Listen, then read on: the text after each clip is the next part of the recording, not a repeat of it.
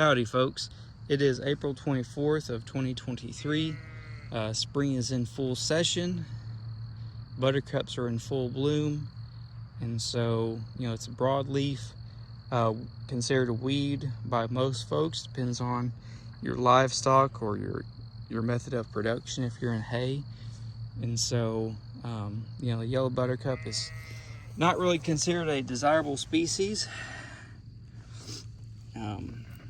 It does have some toxin in it when it blooms out that animals just decide they don't care for it. Their systems, they're not fans, and so it often goes ignored by livestock, more so cows if you're in cattle production. But for sheep and goats, it can be utilized as a forage, as a food substance. And so instead of going the conventional route of spraying, which most livestock producers do, hay producers, they do that, we've opted to go and use our sheep as a management practice for it. I've been worked with different sheep producers, and some say they eat it, some say they don't. It may go back to what kind of breed you have. Are you running more of a Katahdin breed versus a Dorper? I think that may have something to do with, if it's desired, or are we maybe not concentrating the animals enough and kind of managing them, pushing them a little harder to eat it. I've opted to go that route this year. I'm being a little more intensive with my management. We do have the electric Premier 1 netting. On some of it, we do have some high tensile, 3-strand high tensile on it, and it holds them pretty well. But this is a section that they will be let in it's 24th, on the 26th. And so Wednesday, I will let them in here into this one. And I give them a section a day, and so I really concentrate the number of animals that is on a section, so kind of pushing them to eat it. And we're going to walk over where they just came out of, and I give them a day in each area to eat. So we're going to cross over. Sorry about the sun, what we have here, but this was all yellow, the same as over here. Okay, and so what we did, we used electric netting. You may be able to get through with poly wire. I'm not sure, depends on your sheep. We've opted to use the netting not only for controlling them, but also for a little bit of predator control.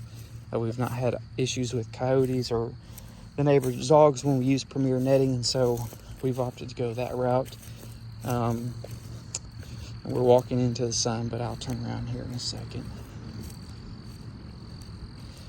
So this is not a high production field that we are in. It's just a lot of broadleaf, forbs and such. In the winter, we always have a lot of water that overflows off the creek that kind of floods this area.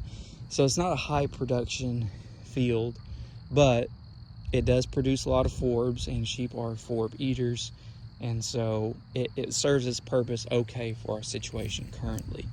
So this is what we have.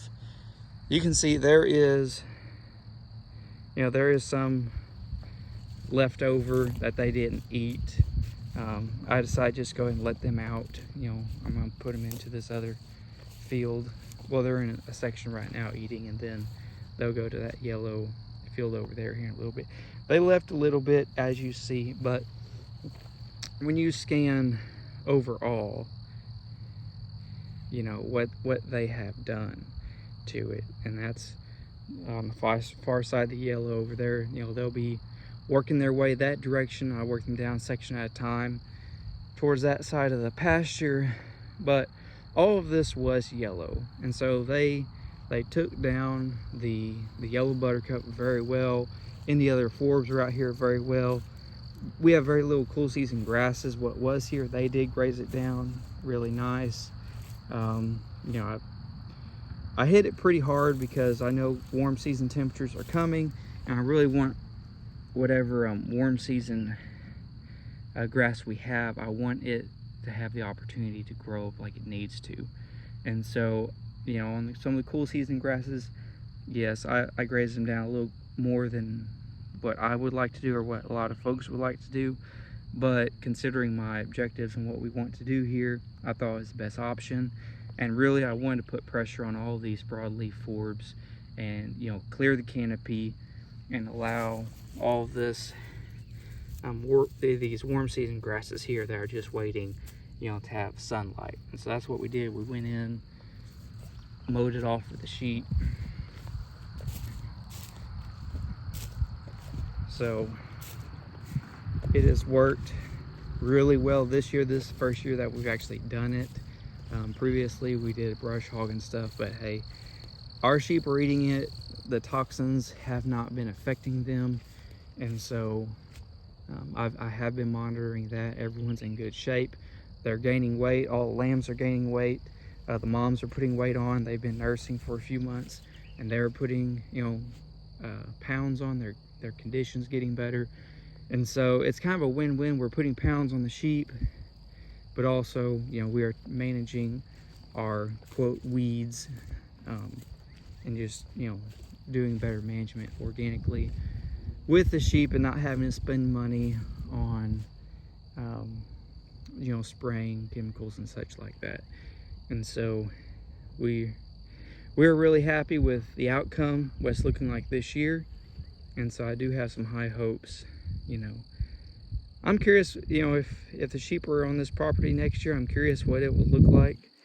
You know, make sure we're gonna have the same amount of, you know, buttercups coming up, or we have less. But we'll see.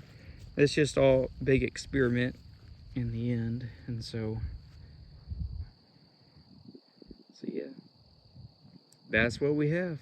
Anyway, again, it's April 24th, and we'll give you an update, you know, once the sheep move on down through the pasture, and then we'll give an update on how our warm season and some of our cool season, what's left of the cool seasons, how they're coming on, and what the growth is like. So with that, I'm going to sign off. All of y'all have a good night, and we'll catch y'all later.